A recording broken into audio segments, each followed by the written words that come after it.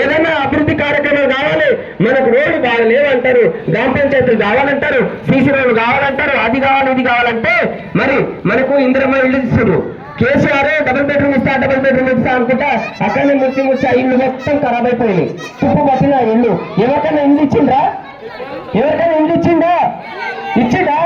KCR double bedroom ఇచ్చిండా? ఎవరికైనా ఇచ్చిందా? మీకు వచ్చిన ఇల్లు డబుల్ బెడ్రూమ్ ఇల్లు కేసీఆర్ ఇచ్చిందా ఎవరికైనా? మరి ఈ రోజు ఇంద్రమ్మ ఇల్లు ఇచ్చిండ్రా? ఊరికి వచ్చిన ఇంద్రమ్మ ఇల్లు ఎవరు ఇచ్చారు? రేవంత్ రెడ్డి సార్ ఇచ్చిందా కదా? మన రామ్మోహన్ రెడ్డి సార్ కదా ఇచ్చింది ఇంద్రమ్మ ఇల్లు. మరి ఇంద్రమ్మ ఇల్లు రావాలంటే కూడా మరి ఎవరి దగ్గర పోయి అడగాలి? రామ్మోహన్ రెడ్డి సార్ దగ్గర పోయి అడగాలి. Rammohan Reddy sir Congress party.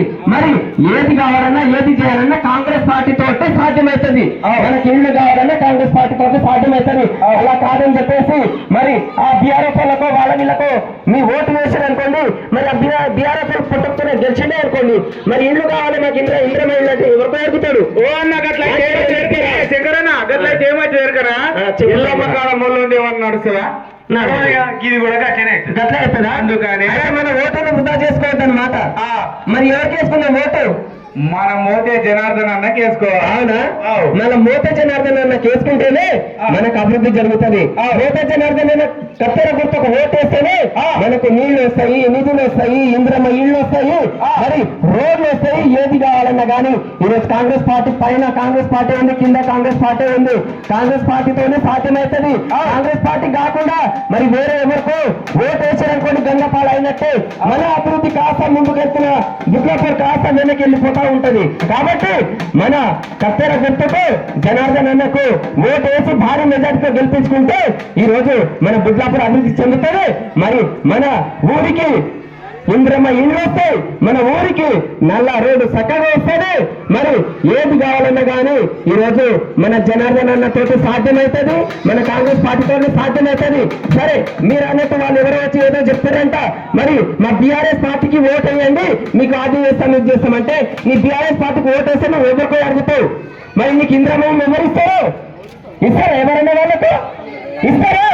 మరి నేను బుక్లాపూర్ గ్రామం మొత్తానికి అర్థమయ్యేటట్టు చెప్తున్నా. ఈ రోజు నేను గిట్టగా ఈ ఊరు పెట్టాను కాబట్టి మరి ఈ రోజు మనకి ఇంద్రమ్మ ఇల్లు రావాలంటే కాంగ్రెస్ పార్టీ గెలవాలి. ఇక్కడ మరి పోయి అడిగేది ఎవరాడా? జనార్దన్ అన్ననే అడుగుతారు. కాబట్టి మరి నేను సార్ దగ్గర హామీ తీసుకున్నాడు మన జనార్దన్ అన్న. మరి 100 ఇల్లు రాబోతుంది. ప్రతి గ్రామానికి ప్రతి తండకి 10 ఇల్లు ఇస్తా అని చెప్పేసి ఈ రోజు జనార్దన్ అన్న చెప్తున్నాడు.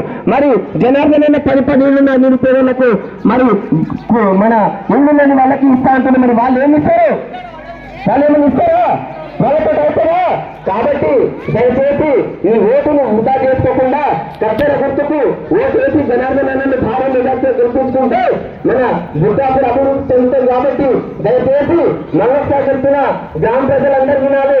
ఆ ఇళ్ళలో కూర్చున్నాను, ఆ రోడ్ల మీద కూర్చున్నాను, మీరు ఏమైనా శిల్పం వచ్చిందంట మరి ఏమేమో చెప్తారు విందామనుకుంటా ఆ పక్కన ఎక్కడెక్కడో కూర్చొని వింటున్న గిట్టే చెప్తున్నా ఒకటే మాట సాధ్యం. మరి బుడ్డాపూర్ అభివృద్ధి చెందాలంటే అది కత్తెర గుర్తుతోటే జనార్దన్ అన్నతోటే కాంగ్రెస్ పార్టీతో అవుతుంది. పైన మీరు అన్నట్టు బీఆర్ఎస్ పార్టీ ఉంటే సరే వాళ్ళతో అభివృద్ధి జరుగుతుందేమో అని అనుకున్నాం. కానీ పైన ఉన్నది కాంగ్రెస్ పార్టీ. ఏమి జరగాలన్నా ఏమి చేయాలన్నా ఇది కాంగ్రెస్ పార్టీతో అవుతుంది. కాబట్టి దయచేసి మీ ఓటును మన కత్తెర గుర్తుకు ఓటేసి భారీ మెజార్టీతో జనార్దన్ అన్నని గెలిపించుకోవాల్సిన బాధ్యత మనందరి మీద ఉంది. మన ఊరి అభివృద్ధి జరగాలంటే ఖచ్చితంగా మన జనార్దన్ అన్నకే ఓటేయాలి. కాబట్టి కత్తెర గుర్తుకు మన